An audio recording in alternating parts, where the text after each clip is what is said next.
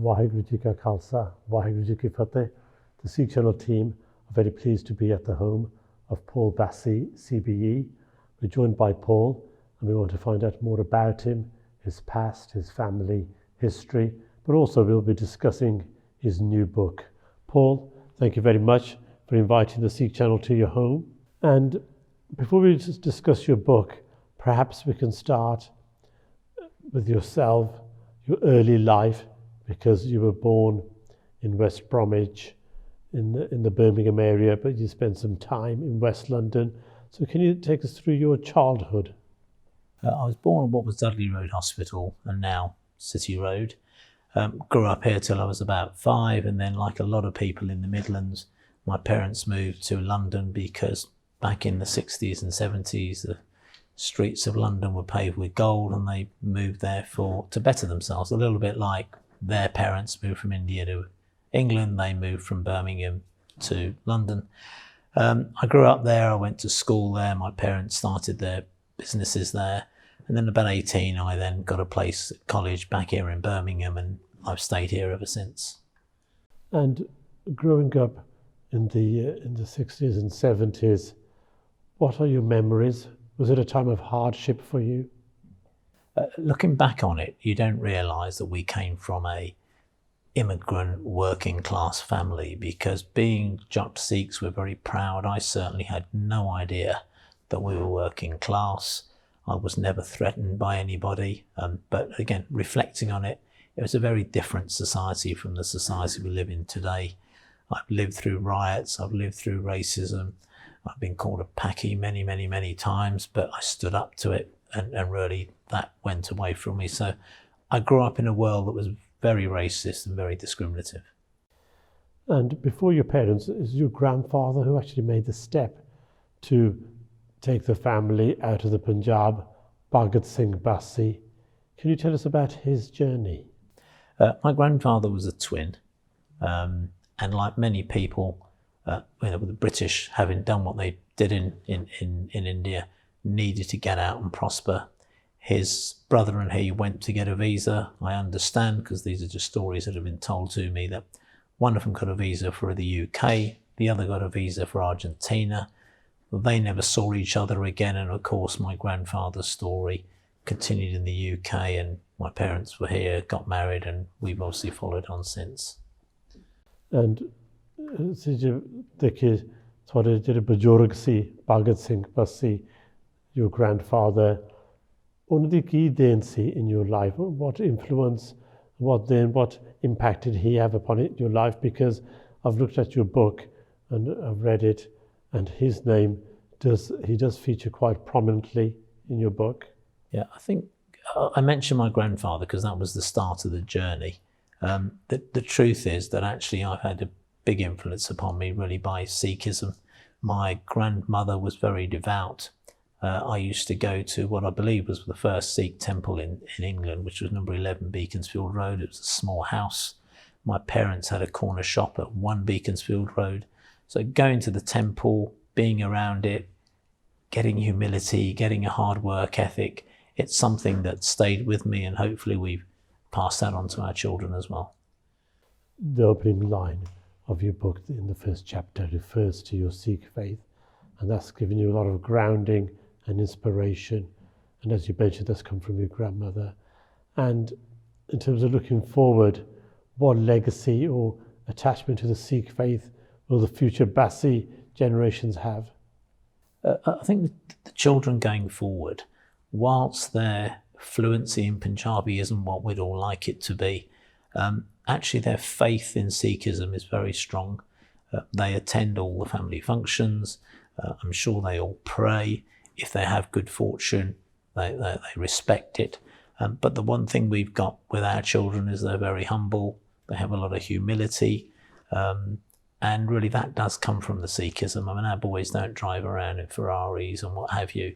It's not for them. They're good, respectable, hard-working boys and girls. That's tremendous.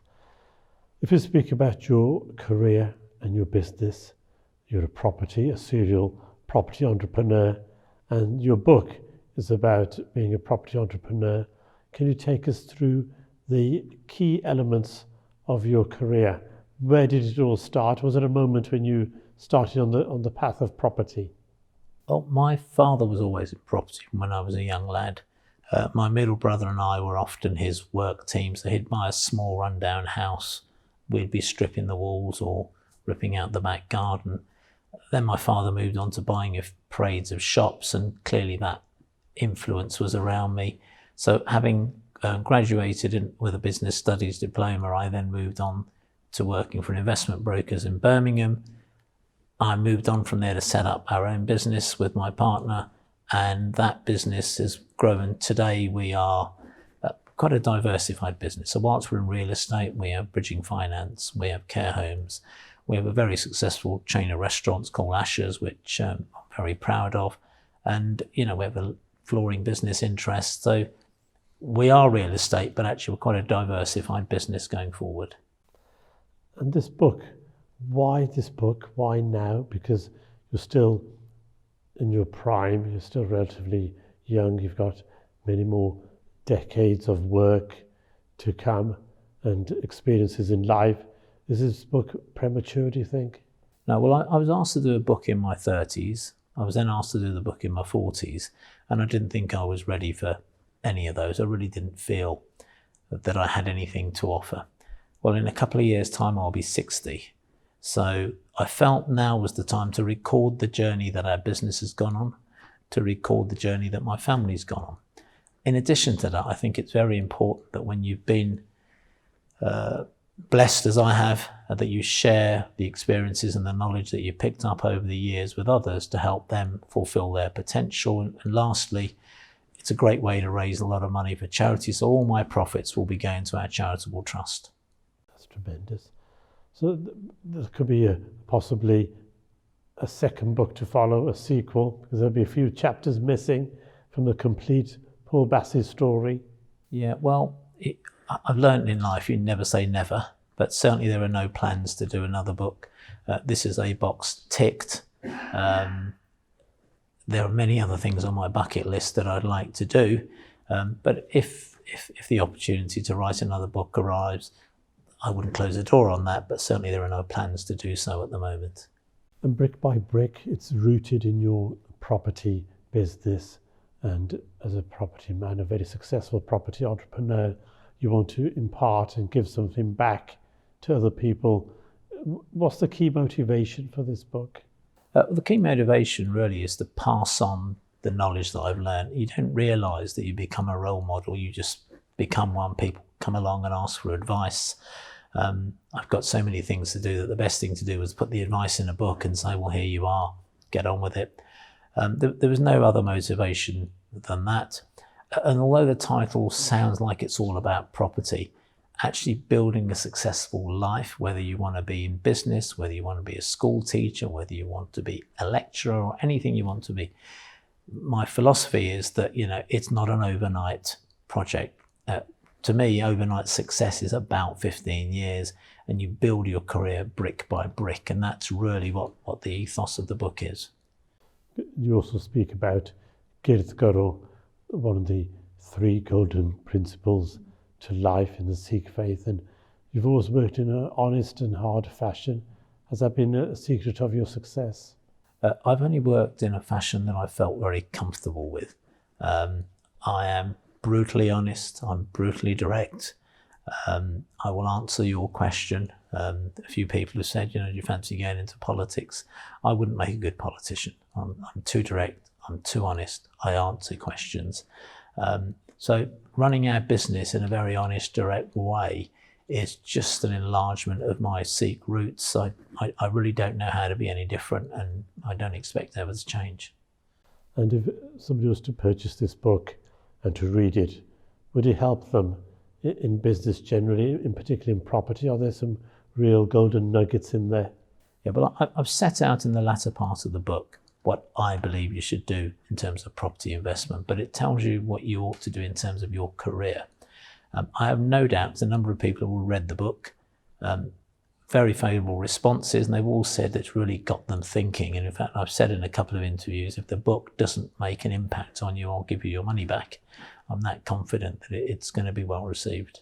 tremendous. Or money back guarantee. It's well worth purchasing this book and reading it.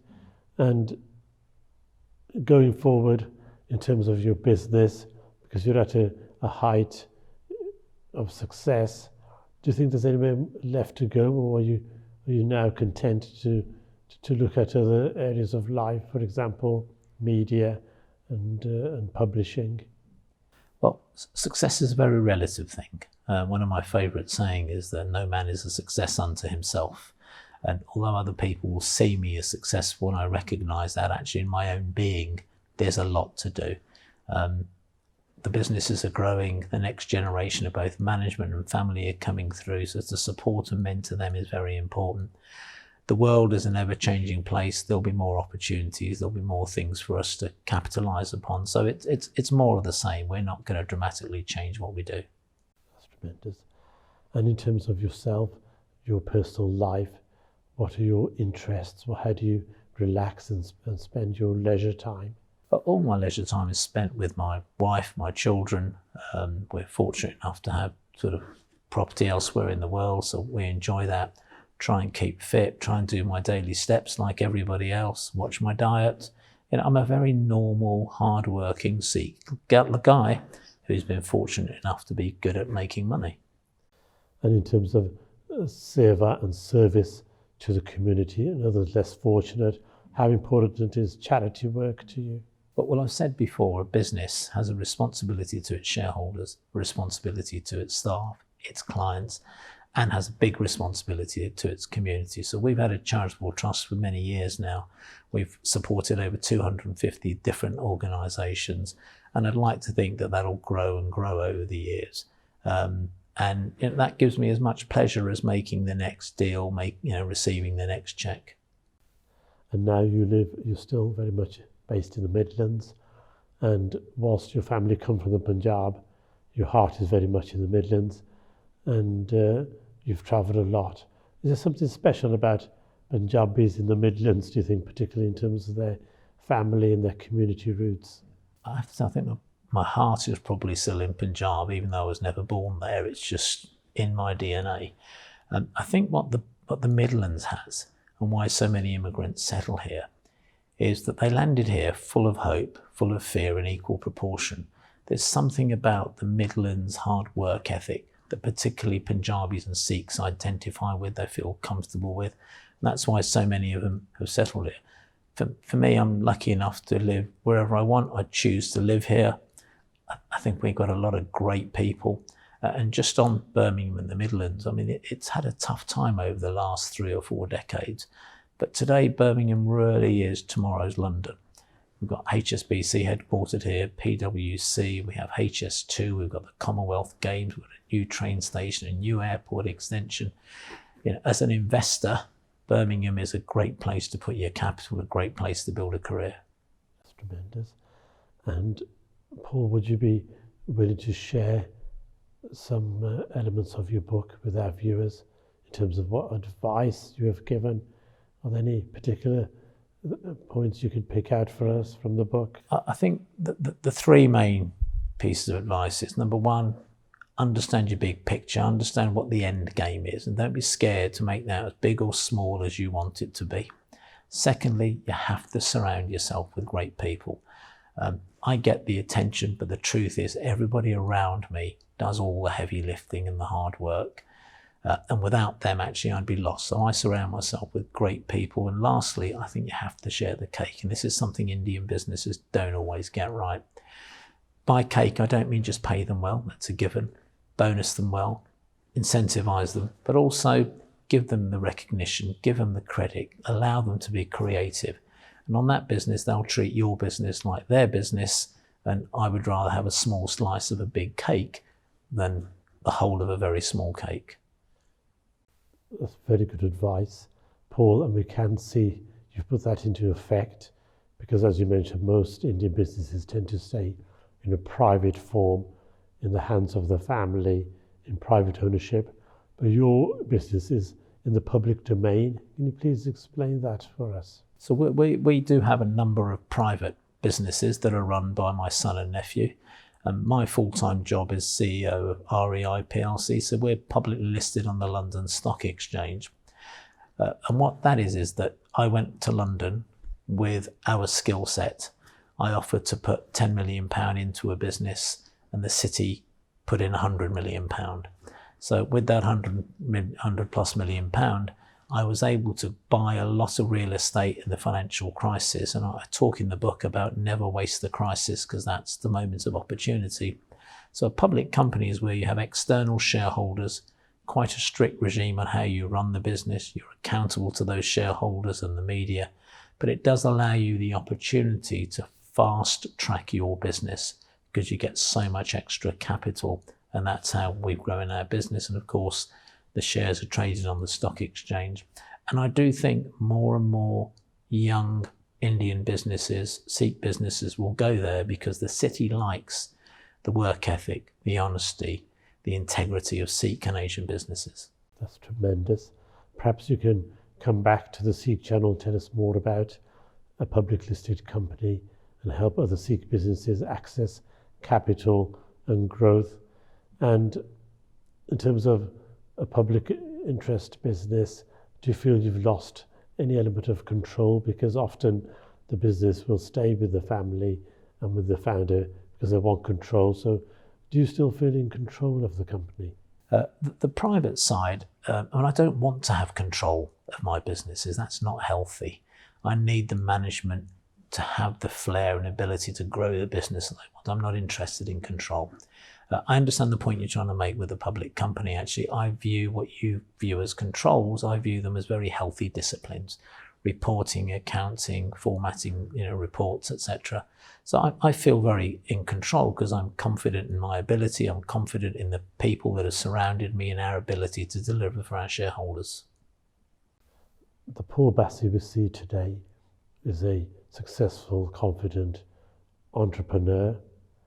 How different is this Paul Bassi from the Paul 20 years ago when you were in your 30s? Have you changed significantly in terms of your development? Will we recognise Paul in his 30s? I think I'm certainly a lot less wilder than I was when I was a 30-year-old man, but all young men in a hurry. I'm not any different, and I'm glad I went through that phase.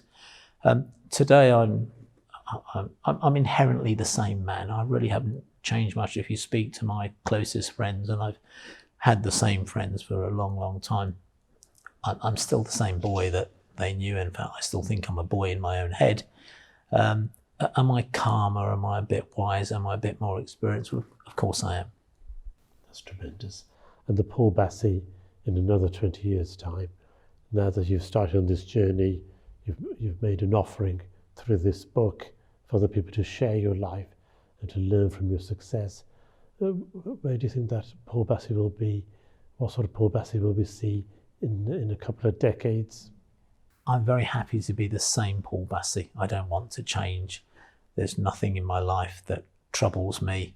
I'm surrounded by great family, great friends, great work colleagues.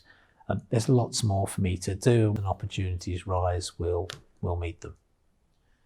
Paul, in most lives, there's always dark moments of challenge when things seem desperate. Would you share with us a moment in your life when things were very difficult for you? I've been very fortunate. I haven't had a particularly difficult moment. Luck, judgment, great team, I don't know why. But certainly, we've lived through what I would call the real recession back in the 1990s when interest rates were 15% and unemployment was 10%. I've lived through the financial crisis.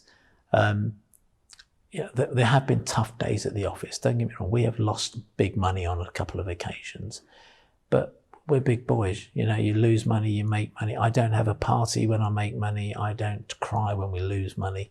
And you have to understand when you're an experienced business that you won't win all the time. But those dark moments are very easily managed. And that's really one of my core beliefs, that surrounding myself with great people is paramount. And in today's age, there seems to be a lot of pressure on younger people as well. Paul, many will see you as an aspirational role model and they want to aspire to the same levels of success, but not everybody can be Paul Bassi. And do you feel there's too much pressure now on younger people to get ahead and to succeed, and that pressure can be detrimental?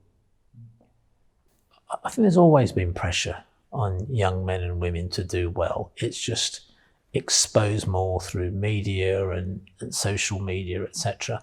One thing I would say to young people is don't forget to be young. You know, somebody said to me the other week, what would you do if you were 25 years old? And I said, go on holiday to Ibiza for 2 weeks, because it's very important to be young. You're not going to get that moment again.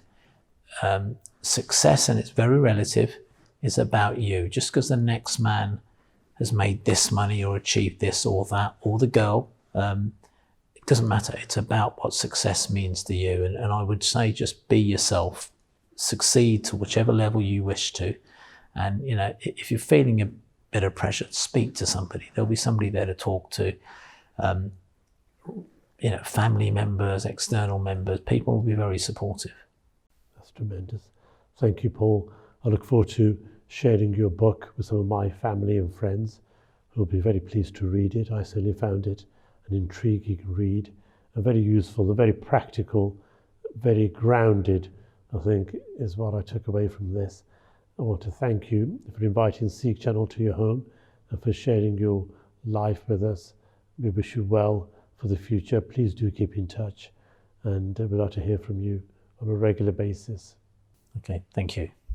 Any final thoughts you'd like to share with us to conclude this interview?